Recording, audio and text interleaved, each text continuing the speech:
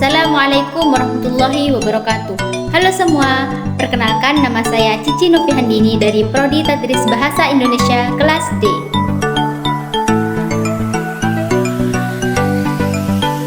Dalam kehidupan sehari-hari, kita tidak lepas dari yang namanya bahasa.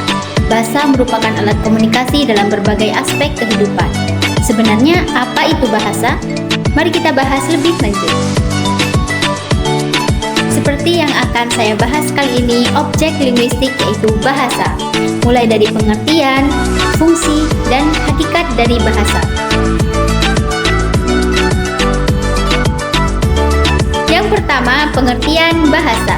Menurut KBBI, bahasa adalah sistem lambang bunyi yang arbitrer yang digunakan oleh anggota suatu masyarakat untuk bekerja sama, berinteraksi, dan mengidentifikasi diri. Menurut peristilahan de Saussure, bahasa bisa berperan sebagai parol, lenju, language. Dalam objek kajian linguistik, parol merupakan objek konkret karena berwujud ujaran nyata yang diucapkan oleh para bahasawan dari suatu masyarakat bahasa. Sedangkan lenju merupakan objek yang abstrak karena berwujud sistem suatu bahasa tertentu secara keseluruhan. Selanjutnya, language merupakan objek yang paling abstrak karena berwujud sistem bahasa yang universal. Yang kedua, fungsi bahasa. Fungsi bahasa secara umum adalah sebagai alat komunikasi sosial. Setiap masyarakat dipastikan memiliki dan menggunakan alat komunikasi sosial tersebut. Tidak ada masyarakat tanpa bahasa dan tidak ada pula bahasa tanpa masyarakat. Sedangkan menurut Jacobson, membagi fungsi bahasa atas 6 macam, yakni yang pertama, fungsi emotif. Misalnya digunakan apabila kita mengungkapkan rasa gembira, kesal, sedih, dan sebagainya. Yang kedua, fungsi referensial. Artinya, jika kita membicarakan suatu permasalahan dengan topik tertentu. Yang ketiga, fungsi puitik, yaitu jika kita menyampaikan suatu amanat atau pesan tertentu. Yang keempat, fungsi fatik, yaitu apabila kita di dalam berbicara sekedar ingin mengadakan kontak dengan orang lain. Yang kelima, fungsi metalingual, yaitu apabila kita berbicara masalah bahasa dengan menggunakan bahasa tertentu. Yang terakhir, fungsi konatif, yaitu apabila kita berbicara atau berbahasa dengan tumpuan pada lawan tutur. Misalnya, agar lawan bicara kita bersikap atau berbuat sesuatu. Selanjutnya, hakikat bahasa. Yang pertama, bahasa sebagai sistem. Artinya, sistem memiliki makna cara atau aturan, tapi dalam kaitan dengan keilmuan, sistem berarti susunan teratur berpola yang membentuk suatu keseluruhan yang bermakna atau berfungsi. Yang kedua, bahasa sebagai lambang. Lambang dikaji orang dengan kegiatan ilmiah dalam bidang kajian yang disebut ilmu semiotika atau semiologi, yaitu ilmu yang mempelajari tanda-tanda yang ada di dalam kehidupan manusia termasuk bahasa. Dalam semiotika atau semiologi dibedakan adanya beberapa jenis tanda, yaitu antara lain tanda, lambang, sinyal, gejala, gerak isyarat, kode, indeks, dan icon. Yang ketiga, bahasa adalah bunyi. Sistem bahasa itu bisa berupa lambang yang wujudnya berupa bunyi. Menurut Grida Laksana, bunyi adalah kesan dari pusat saraf sebagai akibat dari getaran gendang telinga yang bereaksi karena perubahan-perubahan dalam tekanan udara, sehingga yang dimaksud dengan bunyi pada bahasa atau yang termasuk lambang dalam bahasa adalah bunyi-bunyi yang dihasilkan oleh alat ucap manusia. Hakikat bahasa yang keempat adalah bahasa itu bermakna. Bahasa adalah sistem lambang yang berwujud bunyi, maka ada yang dilambangkan. Pengertian, konsep, ide, atau pemikiran yang disampaikan dalam wujud bunyi.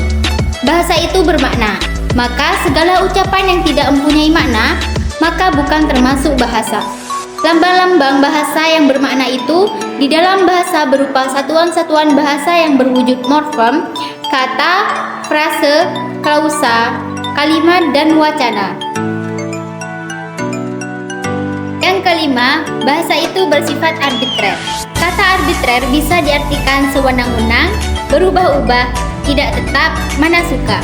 Yang dimaksud dengan istilah arbitrar itu adalah tidak adanya hubungan wajib antara lambang bahasa yang berwujud bunyi itu dengan konsep atau pengertian yang dimaksud oleh lambang tersebut. Selanjutnya, bahasa itu bersifat konvensional. Artinya, semua anggota masyarakat bahasa itu mematuhi konvensi bahwa lambang tertentu itu digunakan untuk mewakili konsep yang diwakili. Selanjutnya, bahasa itu produktif. Kata produktif adalah bentuk adjektif dari kata benda produksi. Arti produktif adalah banyak hasilnya atau lebih tepat terus-menerus menghasilkan. Contoh dari fonem A, I, K, dan T dihasilkan kata-kata ikat, kita, kiat, kait, dan sebagainya. Jadi, bahasa itu produktif artinya membentuk satuan-satuan bahasa yang tidak terbatas. Bahasa dikatakan unik yang artinya setiap bahasa memiliki ciri khas yang tidak dimiliki oleh bahasa lain. Salah satu keunikan bahasa Indonesia adalah bahwa tekanan kata tidak bersifat morfemis, melainkan sintaksis. Yang kesembilan, bahasa itu universal. Bahasa bersifat universal artinya ada ciri-ciri yang sama yang dimiliki oleh setiap bahasa yang ada di dunia ini. Ciri universal bahasa yang paling umum adalah bahasa itu mempunyai bunyi bahasa yang terdiri dari vokal dan konsonan. Yang ke-10, bahasa itu dinamis. Karena keterikatan dan keterkaitan bahasa itu dengan manusia, sedangkan dalam kegiatan manusia itu tidak tetap dan selalu berubah, maka bahasa itu juga menjadi ikut berubah, menjadi tidak tetap dan tidak statis. Perubahan bahasa bisa terjadi pada semua tataran baik fonologi, morfologi, sintaksis, semantik maupun leksikon. Yang ke-11, bahasa itu bervariasi. Variasi bahasa ini ada 3 istilah, yaitu idiolek adalah variasi atau ragam bahasa yang bersifat perseorangan. Setiap orang tentu mempunyai ciri khas bahasanya masing-masing. Yang kedua, dialek adalah variasi bahasa yang digunakan oleh sekelompok anggota masyarakat pada suatu tempat atau suatu waktu. Yang ketiga, ragam. Ragam adalah bentuk bahasa yang bervariasi menurut konteks pemakaian. Hakikat bahasa yang terakhir yaitu bahasa bersifat manusiawi. Alat komunikasi manusia yang namanya bahasa adalah bersifat manusiawi dalam arti hanya milik manusia dan hanya dapat digunakan oleh manusia. Bagaimana? Sudah tahu kan apa itu bahasa? Itulah objek linguistik bahasa berdasarkan pengertian, fungsi, dan hakikatnya. Semoga penjelasan ini membawa pada manfaat dengan menambah pengetahuan kita. Amin ya rabbal alamin.